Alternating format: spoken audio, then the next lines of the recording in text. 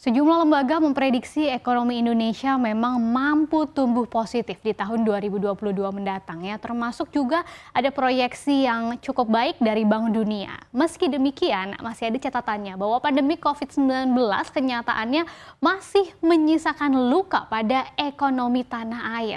Pertanyaannya bagaimana nih cara menyembuhkan bekas luka Indonesia akibat pandemi ini? Kita akan membahasnya bersama. Laporan terbaru dari Bank Dunia yang diluncurkan pekan kemarin menyebut bahwa ekonomi Indonesia diperkirakan bisa tumbuh 3,7% di tahun 2021 ini yang tersisa kurang lebih 2 minggu lagi ya. Setelah pada tahun lalu kita tahu pandemi sudah menghantam ekonomi Indonesia sampai 2,1% ya tertekannya, dan ini merupakan yang terparah sepanjang sejarah. Selanjutnya di tahun 2022 mendatang atau tahun depan itu diprediksi bisa tumbuh 5,2%.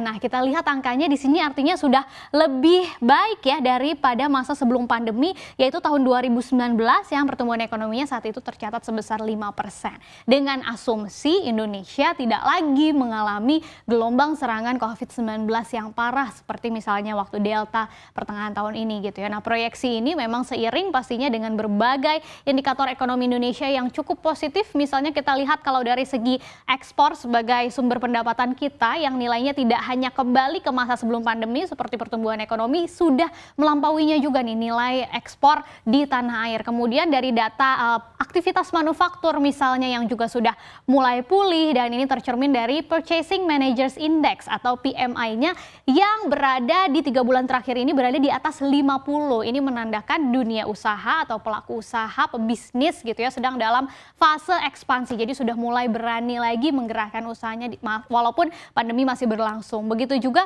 dari sisi konsumennya nih, kita sebagai konsumen ini ada buktinya juga, indeks keyakinan konsumen terus berada di atas level 100 yang artinya konsumen di Indonesia sudah semakin percaya diri memandang kondisi ekonomi sampai saat ini dan sampai beberapa bulan mendatang ya. Tapi walaupun berbagai data ekonomi tadi cukup positif, tetap saja nih Bank Dunia dalam laporannya menyebut pandemi meninggalkan luka khususnya di sosial ekonomi yang cukup dalam ya. Artinya jika pandeminya terus berkepanjangan maka akan menyebabkan mulai dari investasinya berkurang, kemudian permintaannya otomatis semakin rendah, dan keterbatasan pasokan juga yang akhirnya bisa membuat terbatasnya potensi pertumbuhan ekonomi. Jadi Bank Dunia memperkirakan pertumbuhan ekonomi Indonesia yang tadi sudah diproyeksikan ya sampai 2022 bisa tumbuh positif, bisa berkurang tuh proyeksinya sampai 0,1% kalau pandeminya masih berlanjut. Nah, apa saja sih sebetulnya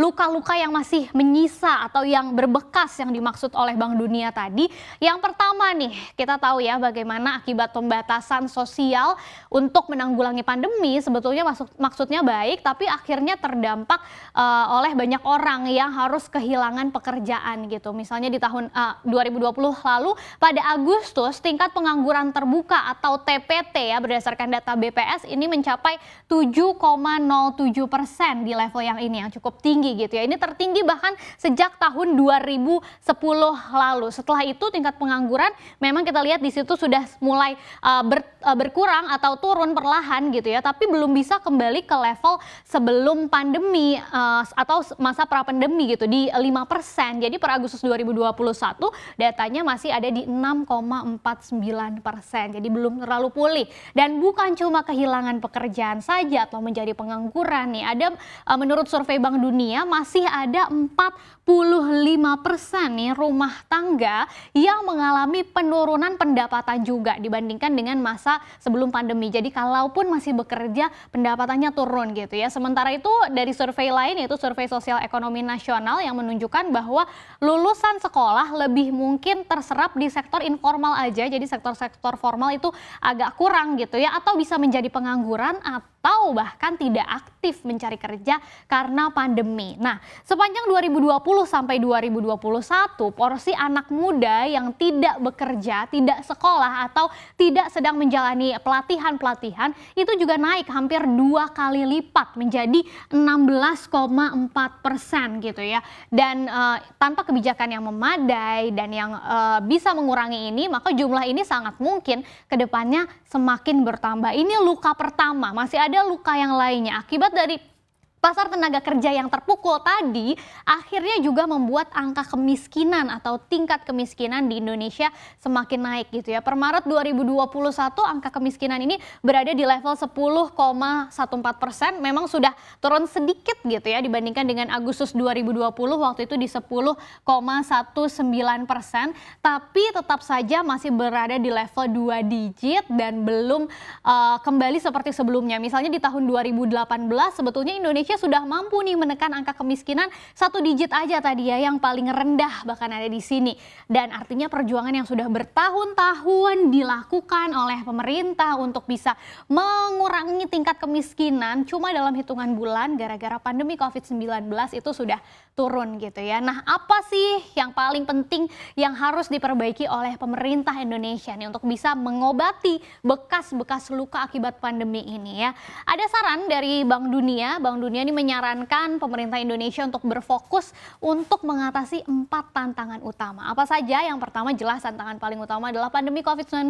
Jadi pemerintah tetap harus fokus mengendalikan pandemi COVID ini. Karena kita nggak boleh lupa nih, pandemi masih belum selesai. Malah ada ancaman baru, yaitu dengan adanya kehadiran varian COVID-19 yang baru, Omicron. Kita ingat beberapa waktu lalu kasus pertama sudah ditemukan di Indonesia dan sekarang yang terbaru beritanya sudah bertambah 2 kasus sehingga totalnya ada 3 kasus di tanah air yang sampai saat ini sudah terdeteksi. Belum lagi nanti kita berharap tidak ada lagi sebetulnya ya. Dan yang kedua adalah mempertahankan kebijakan fiskal dan moneternya yang akomodatif. Jadi kebijakan fiskal dan moneternya saling akomodatif. Jadi pertumbuhan ekonomi Indonesia memang masih berada di bawah potensinya, apalagi pasar keuangan global menuju ke kebijakan yang semakin ketat gitu ya sebelum Indonesia dan negara-negara berkembang lainnya benar-benar pulih. Kemudian yang ketiga juga pemerintah tidak boleh lupa untuk meningkatkan ruang fiskalnya karena kebijakan fiskal ini harus diarahkan untuk tujuan balik lagi ke penanganan pandemi. Kemudian jangan lupa juga mengelola utang dalam jangka menengah, dan yang terakhir atau yang keempat, pemerintah diharapkan juga bisa mempercepat reformasi struktural. Untuk apa? Untuk mendorong pertumbuhan ekonomi yang lebih inklusif dan berkelanjutan ya. Reformasi ini tentu menjadi satu hal yang penting di tengah ruang kebijakan yang semakin terbatas akibat pandemi COVID-19. Kalau pemerintah sudah bisa mengerjakan atau melakukan saran-saran dari Bank Dunia tadi sih, harapannya ya sekali lagi walaupun masih ada bekas-bekas luka yang mendalam, termasuk juga tadi disampaikan oleh Gubernur Bank Indonesia, akibat pandemi COVID-19 itu bisa pulih perlahan, apalagi di tahun 2022 kita akan menyongsong harapannya pemulihan ekonomi di tanah air.